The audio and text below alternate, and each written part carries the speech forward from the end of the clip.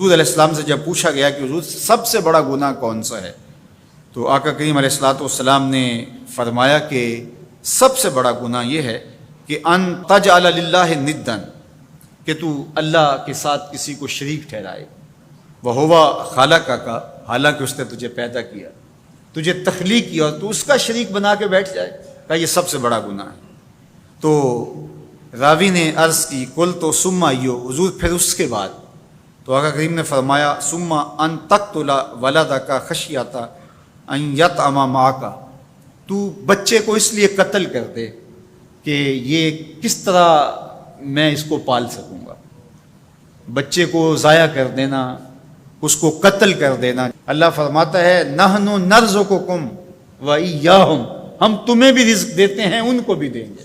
تیسری بات حضور نے فرمایا ان تزانی بحلیلۃ جارک، آپ ہمسائے کی بیوی کے ساتھ بدکاری کریں، تو یہ بڑے گناہوں میں سے۔ ہمسایہ ماں جائے کی طرح ہوتا ہے، اس کی دیوار سانجھی ہوتی ہے، اس کی عزت سانجھی ہوتی ہے، اور اگر کوئی شخص طاق میں رہے اور ہمسایوں کے گھر گھس کے ان کی آبرو ریزی کر دے، تو یہ تین بڑے گناہ جو ہیں ان میں سے ایک بڑا گناہ اللہ کے محبوب علیہ السلام نے ارشاد فرمایا۔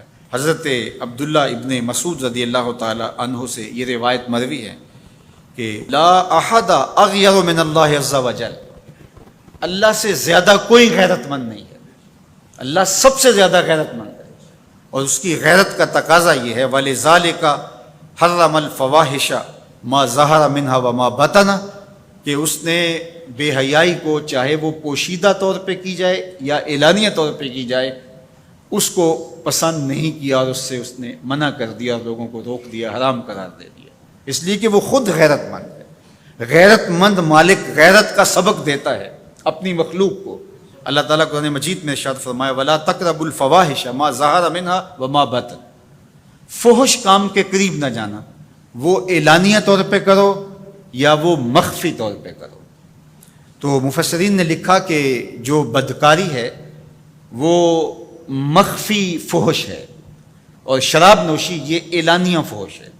شراب نوش جو ہے وہ چھپ نہیں سکتا، بدکار بعض اوقات ایک مدت کے لیے چھپ جاتا ہے، لیکن یہ بات ذہن میں رکھیے کہ جو بدکار ہے وہ دنیا کے اوپر رسوا ضرور ہوتا ہے، اس کے چہرے کا نور چھین لیا جاتا ہے، اور اس کے اوپر مصیبتیں مسلط کر دی جاتی ہیں، اور اللہ کے قہر و غضب کا شکار ہوتا ہے، اس کی دعائیں قبول نہیں ہوتی، نیک لوگوں کی دعاؤں سے اس کا حصہ نکال لیا جاتا ہے، لیکن بہرحال ایک مدت کے لیے چھپ جاتا ہے۔ لیکن شرابی اپنے جرم کو نہیں چھپا پاتا، تو کہا کہ جو مخفی جرم ہے وہ بدکاری ہے، اور جو ارشاد فرمایا قرآن نے کہ جو ظاہر جرم ہے اس سے مراد جو ہے وہ الخمر ہے، شراب ہے، اور ہر نشہ دینے والی چیز سے حرام کی حرمت آئی۔ کل مسکر خمر وکل خمر حرام، فرمایا ہر نشہ آور چیز شراب ہے، اور ہر شراب حرام قرار دے دی گئی ہے۔ اب یہاں بھی لوگ دلیلیں لے کے بیٹھ جاتے ہیں، میاں وہ بھی ایک مشروب ہے، اس سے کیا فرق پڑتا ہے؟ میاں جب رب نے کہہ دیا تو بات ختم ہو گئی۔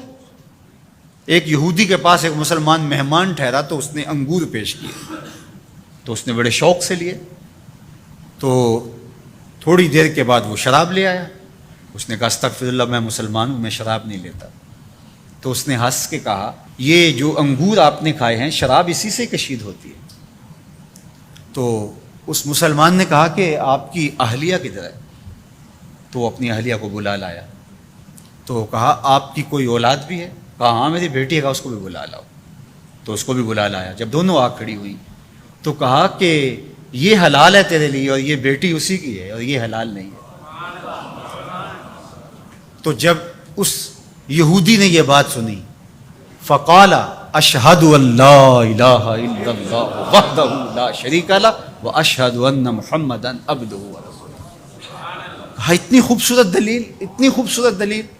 کہا انگور سے شراب نکلی ہے تو شراب حرام کیوں، انگور حلال کیوں؟